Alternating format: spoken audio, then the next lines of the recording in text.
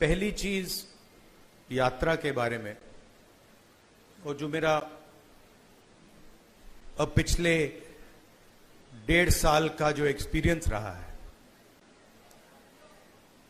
पिछले साल हम भारत जोड़ो यात्रा पे निकले।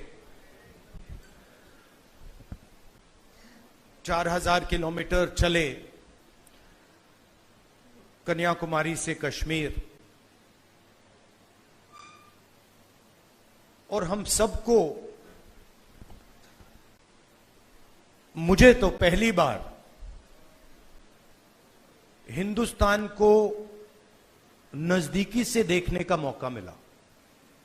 मेरे दिमाग में एक हिंदुस्तान था, एक इंप्रेशन था, और जैसे ही मैं चलना शुरू किया, वो इंप्रेशन टूटता गया, बदलता गया, और अंत में जब मैं कश्मीर पहुंचा, मेरा रियलाइजेशन ये था कि जिस चीज को मैं हिंदुस्तान मानता था वो एक्चुअली हिंदुस्तान था ही नहीं।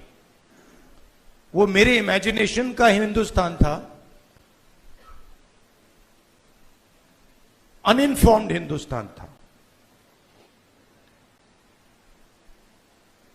और ये जो मैं हिंदुस्तान भारत जोड़ो यात्रा में जिसको देखा है, ये भी एक प्रकार से अनइन्फॉर्म्ड हिंदुस्तान है। ये पहले वाले हिंदुस्तान से बेहतर इन्फॉर्म्ड है, मगर ये भी हिंदुस्तान की समझ नहीं है, सुपरफिशियल है। मगर उस यात्रा में 2 चीजें बड़ी क्लियर थी। एक कि हिंदुस्तान नफरत का देश नहीं है, मोहब्बत का देश है। और इस देश में, इसके डीएनए में रिस्पेक्ट, मोहब्बत, ये बहुत गहरा है। तो चलते चलते मेरे दिमाग में यह सवाल आना शुरू हुआ कि अगर यह नफरत का देश नहीं है, यह पहला देश है जिसने इंडिपेंडेंस की लड़ाई मोहब्बत से लड़ी, और कोई देश है ही नहीं। मतलब कहते हैं कि civil rights movement, Gandhi ji की फिलॉसफी, उसने गांधी जी की फिलॉसफी का प्रयोग किया, मगर जो उनको डायरेक्शन किसने दिया? उनको डायरेक्शन गांधी जी ने दिया, हिंदुस्तान ने दिया। साउथ अफ्रीका में मैं गया था,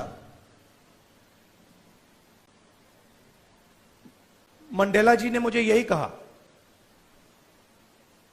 कि हमें जो औजार दिए गए, हमारी फ्रीडम स्ट्रगल के जो औजार दिए गए, वो अफ्रीका के औजार नहीं थे, वो आपके औजार थे, हिंदुस्तान के औजार थे, और वो औजार हमें गांधी जी ने दिए।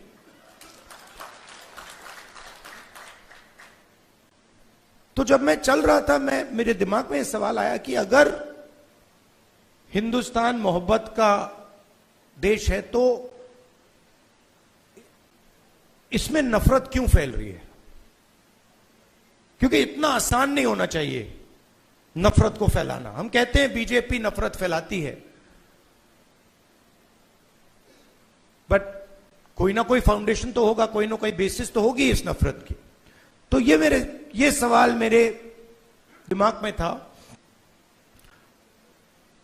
और आस्ते आस्ते मुझे बात समझ आने लगी कि नफरत का कारण अन्याय है।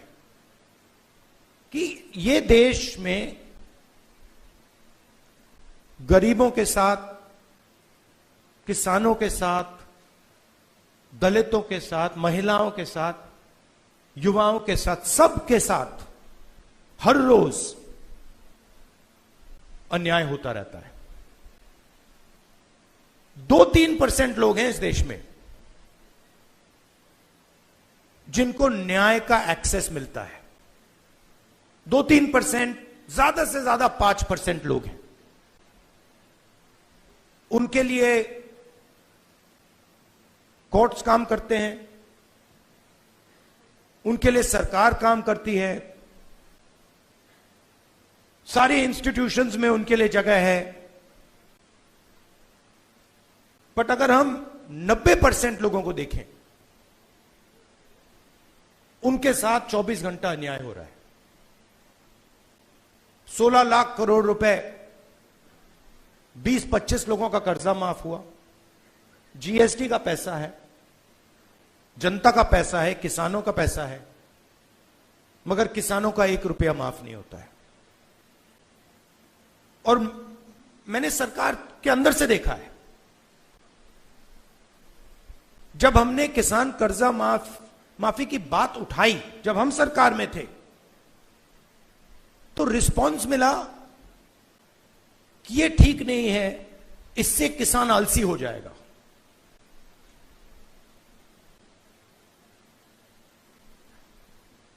मनरेगा से गरीब व्यक्ति की आदत बिगड़ जाती है। मतलब वो काम कर रहा है, उसको आप उस काम के लिए पैसा दे रहे हो और उसकी आदत बिगड़ रही है। और दूसरी तरफ 20-25 लोग हैं, उनका 16 लाख करोड़ रुपए माफ हो रहा है, उनकी आदत नहीं बिगड़ रही। वो उसको पता नहीं विकास कहते हैं, डेवलपमेंट कहते हैं, प्रोग्रेस कहते हैं, पता नहीं क्या कहते हैं। तो अगर आप हिंदुस्तान के धन को देखें और उसको ट्रैक करें तो आपको दिखेगा कि ये जो सोने की चिड़िया कही जाती है, इसका पूरा का पूरा धन किसानों से, युवाओं से, दलितों से, आदिवासियों से, पिछड़ों से छीनकर ये 20, 25, 50, 200 कितने लोग हैं, ज्यादा नहीं है, इनकी ओर फनल होता है। तो इसलिए हमने दूसरी यात्रा में न्याय शब्द जोड़ दिया। और इस यात्रा में हमारा फोकस उस पे था कि किस प्रकार का अन्याय हो रहा है। और हर कदम पे स्टूडेंट्स के पेपर लीक हो रहे हैं, किसान को एमएसपी नहीं मिल रही, मजदूर को मिनिमम वेज नहीं मिल रही, छोटे व्यापारियों को जीएसटी से दबाया जा रहा है। मतलब हर स्टेप पे, हर कदम पे लोग आ रहे थे, कह रहे थे हमारे साथ ये हो रहा है। मगर कंबाइंड कॉन्शियसनेस नहीं है। एक व्यक्ति कह रहा है मेरे साथ अन्याय हो रहा है। मेरे पास छोटे व्यापारी आए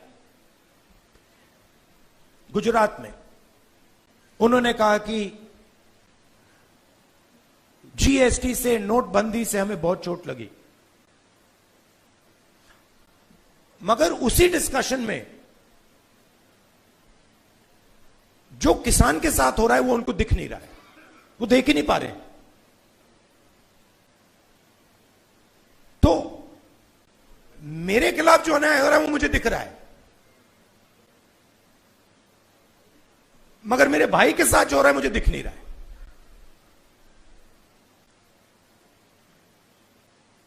तो यह बहुत जरूरी बात है, क्योंकि जब तक आप अपने भाई के साथ जो अन्याय हो रहा है वो नहीं देखोगे, तब तक कोई मूवमेंट खड़ा नहीं हो सकता।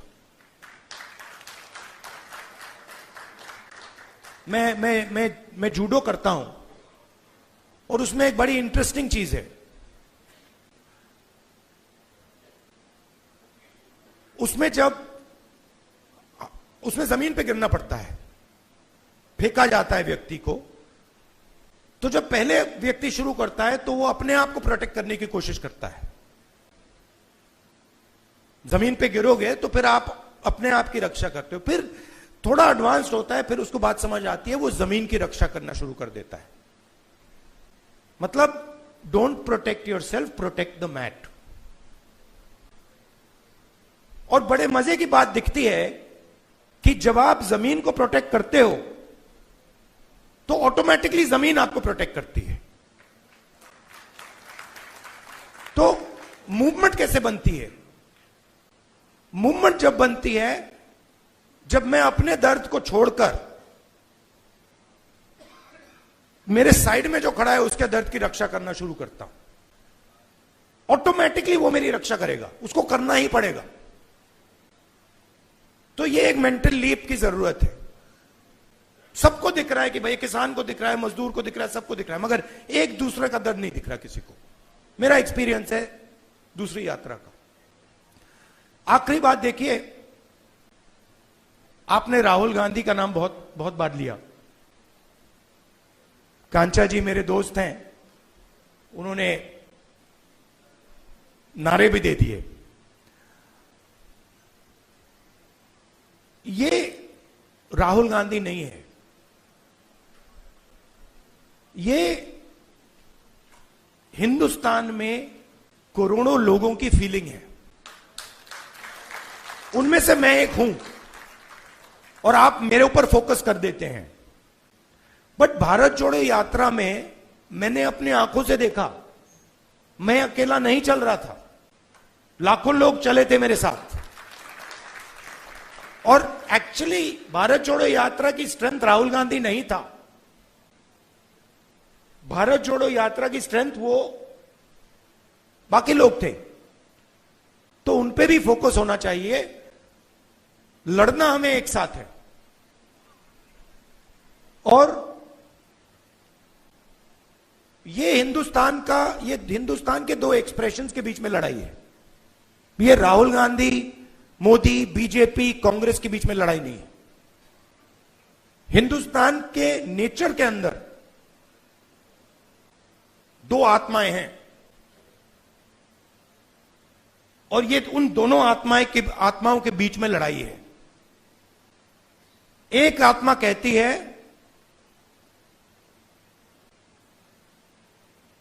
कि हिंदुस्तान बीच से चलाया जाएगा, ऊपर से चलाया जाएगा और सारे लोग ऊपर देख के ऑर्डर लेके इस देश को चलाएंगे। और ये एक सोचने का तरीका है हिंदुस्तान में। बहुत सारे लोग इसको मानते हैं, एक्सेप्ट करते हैं। और एक दूसरा तरीका है कि हिंदुस्तान को डिसेंट्रलाइज तरीके से हिंदुस्तान के सब लोगों को सुनकर चलाया जाएगा, जिसको हम, अगर आप धार्मिक तरीके से बोलना चाहते हैं, शिव की बारात बोल लीजिए। कि सब लोगों को जगह देके निर्णय लिया जाता है। जैसे योगेंद्र यादव जी अभी बैठे हैं, बड़ी इंटरेस्टिंग बात आपको बताऊं।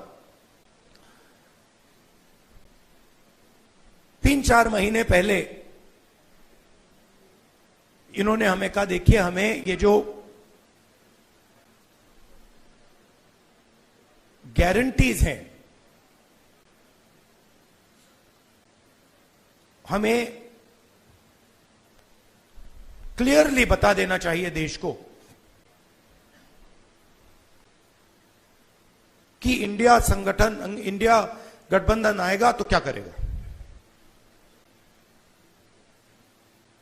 और आज मैंने इनसे पूछा कि आप बताइए, ये जो हमने गारंटीज देश के सामने रखी हैं, इससे आप खुश हैं? तो इन्होंने कहा मैं खुश हूं, मगर बहुत केओटिक डिस्कशन हुआ। केओटिक डिस्कशन हुआ क्योंकि ये एक्चुअली कांग्रेस पार्टी की, राहुल गांधी की, खारगे जी की इंडिया गठबंधन की गारंटीज नहीं है। ये एक्चुअली हिंदुस्तान की आवाज है। उसको हमने चुन चुन के सुन के निकाला है, उसको रिफाइन किया है। बीजेपी ये काम कर ही नहीं सकती क्योंकि उनका तरीका सेंट्रलाइज है, ऊपर से बोलते हैं। नरेंद्र मोदी जी रेडार की बात करेंगे, सब कुछ नरेंद्र मोदी जी से निकलता है। उनके विजन में और आरएसएस के विजन में ज्ञान एक व्यक्ति के पास है। किसान के पास ज्ञान ही नहीं है, मजदूर के पास ज्ञान ही नहीं है, बेरोजगार युवा को कोई समझ नहीं है। आईआईटी की डिग्री है तो पूरी दुनिया को समझ गया। यह थिंकिंग है। तो इसके खिलाफ हमारी लड़ाई हो रही है। हिंदुस्तान का सबसे बड़ा साइंटिस्ट, जितना उसमें ज्ञान है उतना ही ज्ञान हिंदुस्तान के किसान में है, बस दूसरे तरीके का है। मैं बंगाल गया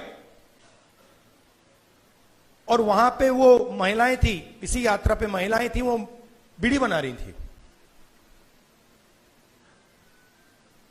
उनके हाथ में जो स्किल थी, बीड़ी बनाती थी वो, उनके हाथ में जो स्किल थी मैंने अपनी जिंदगी में कभी पहले नहीं देखी।